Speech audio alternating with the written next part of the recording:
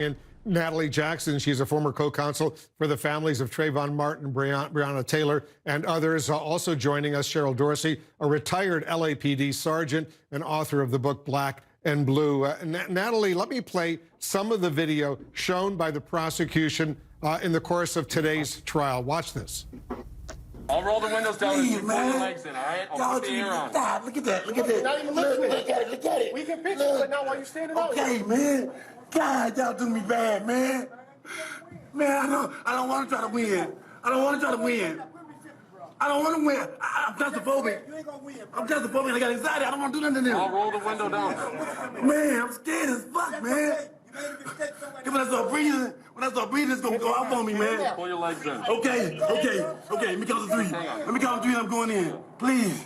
Please, I'm not trying to win. I'm not trying to win. I'll get on the ground, anything. I can't stand this shit, man. He know it. He know it from his heart. Don't do me like that, man.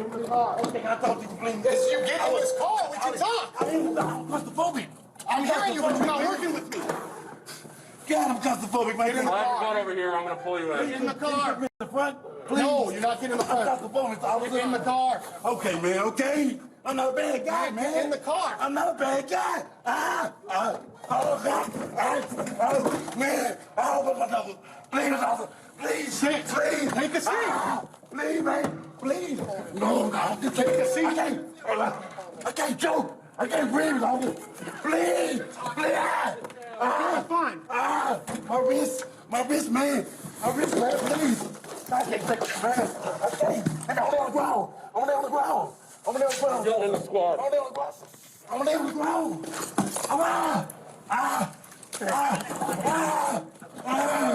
I'm going down. I'm going down. Hit me in the squad. I'm going down. I'm not going to breathe. Bro, you look down a heart attack shit, man. Get in the car. I know I can't breathe.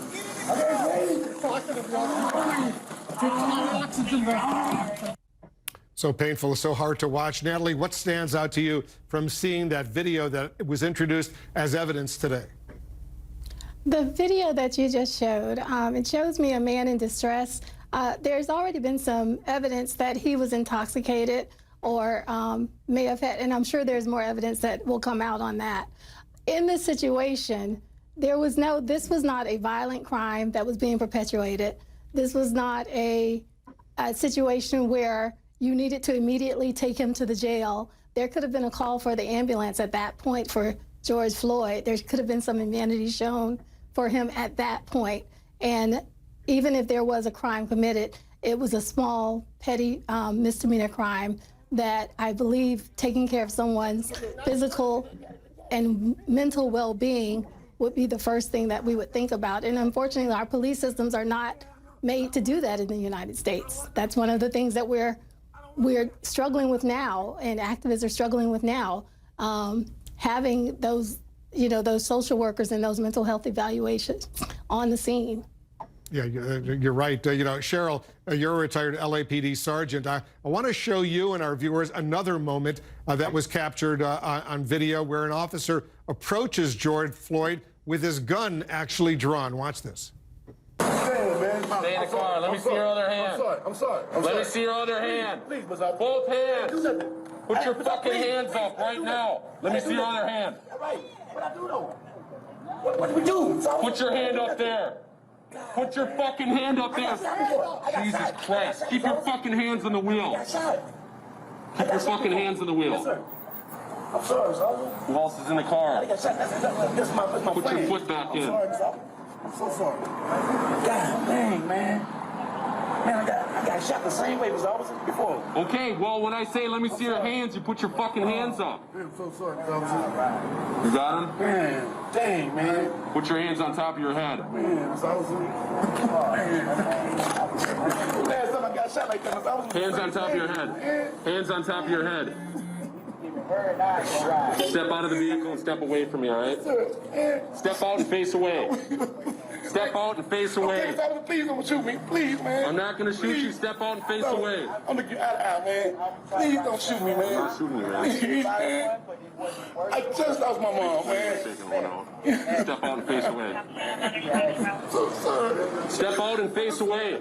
Please don't shoot me, Mr. Officer. Please. Don't shoot me, man. Step out and face away. Can you not shoot me, man? I'm not shooting you. Step out and face away. Okay. Please, man. Please. I didn't know, man. Get out of the car. I didn't know, Mr. Officer. I didn't know. Right now. Stop moving. Put your hands behind your back then. I'm not going to do nothing. Face in the door. Get the home. Hey, you come back. Stay in the car. I'm sorry, I was on my knees. Oh, man. Stop resisting, man. I'm not. Yes, you are. I want to let it go, man. Stand up. Please, man. Against the wall. Oh, me? Yes. All right, Cheryl, as a former police sergeant, what goes through your mind seeing that video? Poor tactics. We don't use our weapon as an intimidation tool, something to get compliance from a suspect. Once you draw your weapon, I mean, he was even knocking on the glass of the window of the car with his weapon. What if he had had an accidental discharge and shot and killed Mr. Floyd at that moment? And of course, Blitz, Wolf, I always say that when an officer kills you, then there's only one version, and that's the one that they tell. And so you don't get to use your weapon in order to gain compliance. And what we have to remember at the very end of the day is that when everything was said and done, Mr. Floyd was in handcuffs. And you don't get to use excessive force once a person is handcuffed. He was in the car. They could have left the scene. They could have allowed him to continue to sit on the sidewalk, as we saw for a little while. There was no exigent circumstance. There was no hurry. There was no reason to escalate the situation to the extent that they did. And the problem that they're going to have is when the police chief and their supervisor gets on the stand, they're going to contradict and say, this is not the way our officers are trained to behave with a combative, uncooperative suspect or not. You know, Natalie, the Chauvin legal defense team may point to a scuffle, but is that really relevant when Floyd was handcuffed during those 9 minutes and 29 seconds when that former police officer, Derek Chauvin, was on his neck? No, it's not relevant, because with use of force, you have to evaluate use of force on a moment-to-moment basis. We see that at a certain point, George Floyd, even the police officer said that he was unconscious. At that point, there was definitely no need for a use of force. Many will argue there was no need for a use of force with his hands in handcuffs. But at the point where he was unconscious, where he was limp, or even when he said, "I give up," that was a point where an evaluation should have been done whether or not force was needed. I think that is the problem that the defense is going to have in this case, and I think a case can be made that Derek Chauvin had a depraved heart when he continued to kneel on George Floyd's neck. You know, Cheryl, it was a very moving moment also when that Cup Foods employee testified today, and I'm quoting him now. He said, "If I would have just not taken the bill, this could have been avoided," referring to that $20 bill that was suspicious. Watching the video, were there opportunities by the police officers to change the outcome here? What do you mean by that? Absolutely. But listen, if you look at the video, when you see Derek Chauvin arrive on scene, he immediately puts on black leather gloves. And the reason that he put on those black leather gloves is because he intended to put hands on Mr. Floyd. He intended to punish him for not cooperating with his partner peers. And that's exactly what he did. He pulled a handcuffed suspect out of a patrol car, put him on the ground, and then knelt on his neck, using his toes to create additional leverage and pressure for over 9 minutes. Certainly there was much more that could have been done, should have been done. And we heard 9 civilians who realized that what was going on was unreasonable and unnecessary, and every trained officer there acquiesced to the murder of George Floyd. Sarah, you know, you're there on the scene. You're covering this trial for us. So one witness got very, very emotional seeing the actual body camera video, 61-year-old Charles McMillan. We actually saw him break down in tears. This clearly made a tremendous impact on those bystanders, didn't it?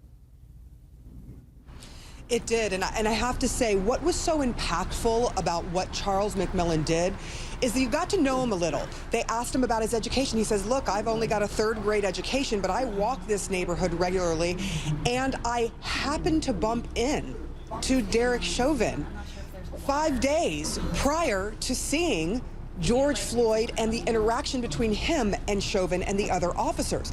And what he says to Derek Chauvin in those moments is almost like a foreshadowing of what ended up happening less than a week later, where he says to him, "You go home safely and let the other man go home safe to his family." That is not what happened 5 days later, and that is why he broke down, saying he understood George Floyd. He understood his pain. He understood him screaming out for his mother, because it turned out McMillan's mother had recently died as well. Wolf. All right, stand by. Everyone stand by. I want to get some reaction now from a lawyer for the Floyd